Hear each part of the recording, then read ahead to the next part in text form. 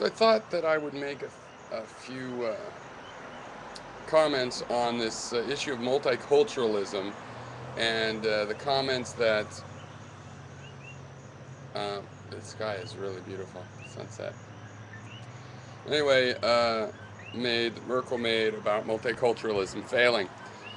Now, when I saw the headline, I objected, and I don't really understand the politics in Germany right now, what the words mean in German, what the framing and association is. But I do think that this is one of those issues you can't just discuss with stock political concepts that are designed to basically to confuse people.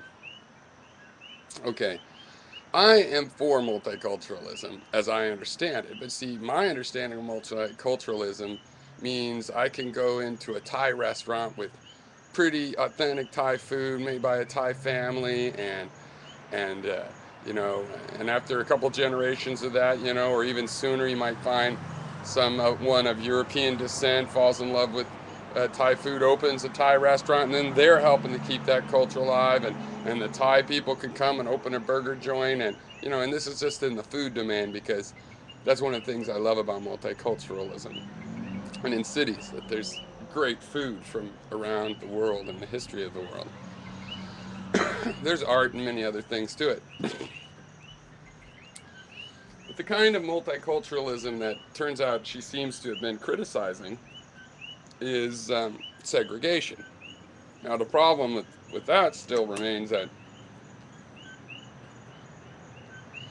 you know, that some people take that integration to mean assimilation. Like, you have to, you know, do what the Romans do.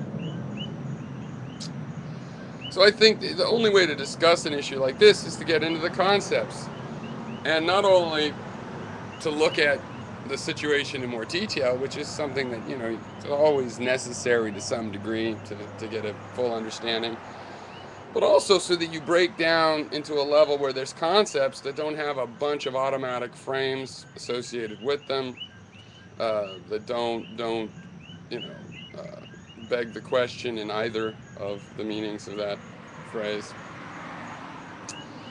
You know, uh, if by multiculturalism you mean having cultures that don't mix and just stay separate, if you say somebody against that and you call it segregation, that's different than saying, are you against multiculturalism? Now, what I want to see is I want to see the cultures of the world persist in all of their artifacts, at least all the beneficial ones. If there's artifacts that violate human rights, too bad, we're going to have one set of laws. Okay. But in terms of anything that can be covered under the live and let live principle,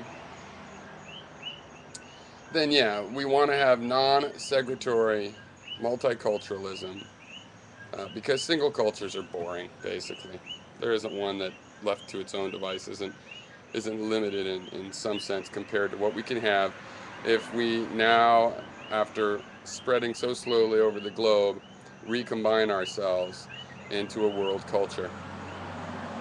And also, I endorse Coughlin's take that one problem with the word multicultural is that it implies the separateness. And really, you know, you have a British culture, you have an American culture.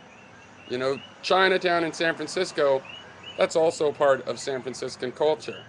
You could see its root in historical Chinese culture in China, but it's an American culture. Those are Americans. That's part of our culture now.